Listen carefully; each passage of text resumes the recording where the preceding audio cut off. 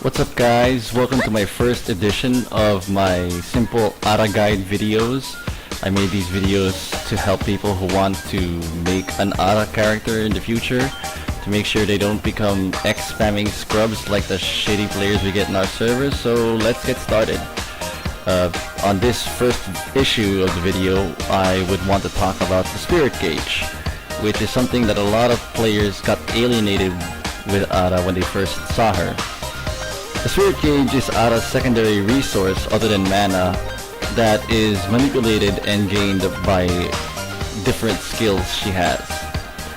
A unique thing about the spirit gauge that in PvP, there's no way for you to tell how much spirit gauge an opponent ARA has unless you play ARA yourself. You can't use a Nasod Scouter, you can't use a Fighter's Ring, there's no way for you to tell.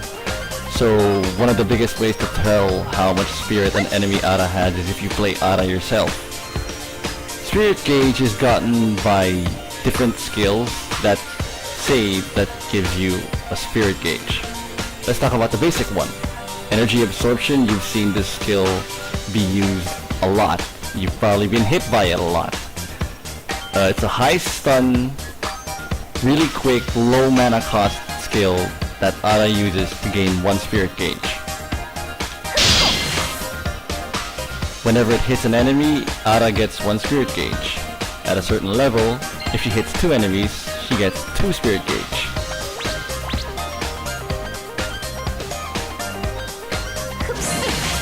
Observe. What is spirit gauge even for?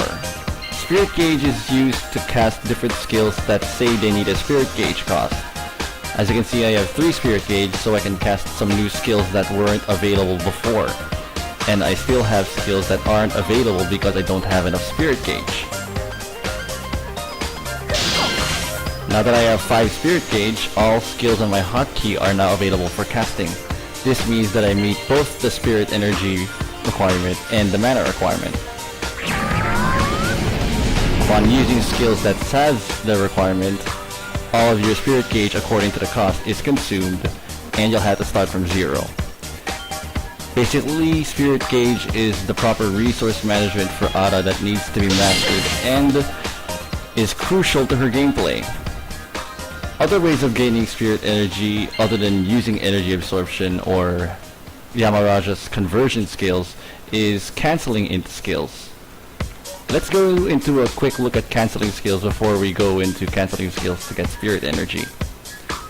ARA is able to cancel her other skills as actives and special actives, specifically one after the other, by inputting the same hotkey of the skill that you want to cancel into in the middle of the skill that you started. As a general outlook, most of ARA's skills have 2 parts to them, a starter and a finisher. How to cancel skills into each other is you input the hotkey of the skill before the finisher part of each move. Let's observe Wind Edge here, one of the skills that I abuse a lot for its high damage and low cost. Its starter part is the multiple stabs that ARA performs right when you cast the skill. The second part is the deep stab that she performs after the multiple stabs. Remember I said starters and finishers compose ARA's skills?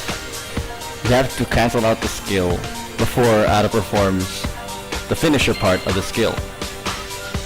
Before doing the multi-stab, or after doing the multi-stab, she performs a deep stab, correct? So let's go ahead and use Gain Force after the starter skill of Wind Edge. The cancel was successful. You have to know which parts of ARA's skills can be cancelled into. Most of them have 2 parts, so you'll have to watch them closely to know when and what time you have to use a specific skill to perform really blitzing fast combos like you see the other players do.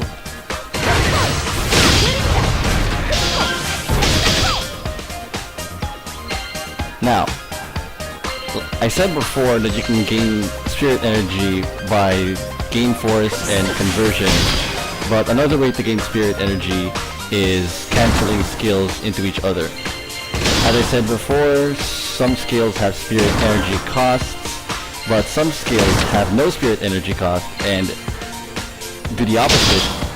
They give you spirit energy when you use them, even if you don't hit anything, unlike Conversion and Gain Force.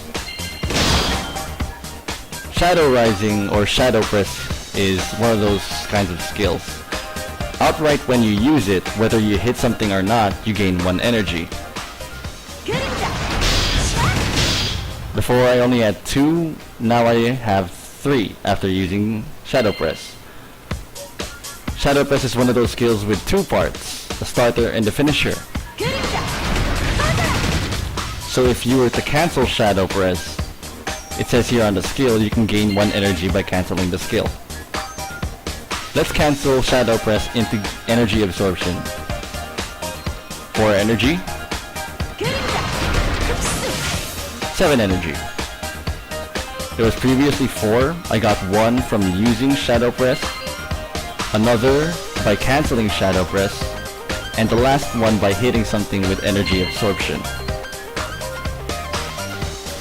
You can use these cancel combos to generate lots of spirit energy really quickly and make the opponent surprised on how fast you can gain spirit energy and have access to the high cost skills that would normally take other players really long to gain by just spamming Gain Force. Let's look at an optimal Conversion combo. Of course, Shadow Rising goes first, then Energy Absorption.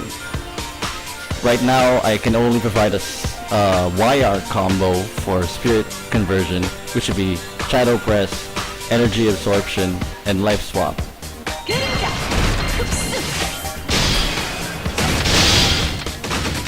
Thank you, Naho. From 0, I became 6 Spirit Energy due to that combo. Let's now talk about spirit energy costs of individual skills that need spirit energy to activate. As I've said before, Wind Edge does have a spirit energy cost, and currently since my Wind Edge is noted, it only takes 1 energy, even though the skill says it needs 2.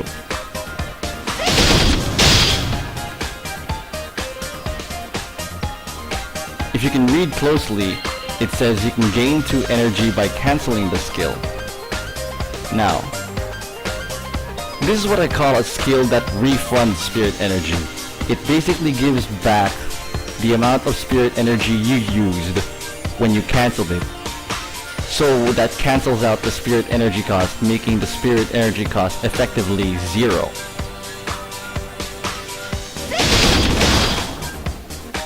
I used Wind Edge, consuming 1 spirit energy, cancelled it into High Speed, which gave back the 1 energy that was needed to cast Wind Edge, and since High Speed requires 1 energy to activate, it used up 1 energy. So that total attack just needs 1 spirit energy. From 5 to 4. This is also very true for other skills like Steel Body. Steel Body is normally 2 energy if you use it outright. If Steel Body is cancelled into, or if you use it to cancel from other skills, its energy conversion cost is reduced to 1. Wind Energy will cost 1, refund 1 spirit energy on cancelling, and Steel Body will only need 1 spirit energy to cost since it was cancelled. 2 spirit energy.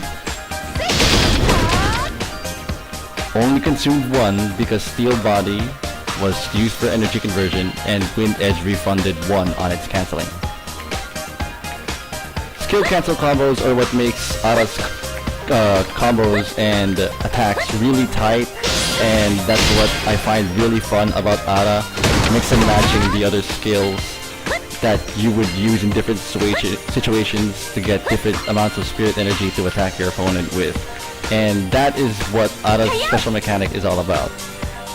Before you want to get into the advanced gameplay of Ara, you would want to have some mastery on spirit energy, how to use it, how to save some up, how to burst all of your spirit energy on one move, if it's safe enough to use that move, or if you're going to be at a loss if you do this certain combo.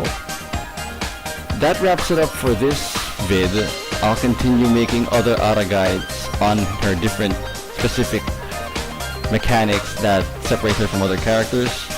If you have any requests or questions about ARA, you can probably give them to me and I'll do my best to answer. Thank you for watching, and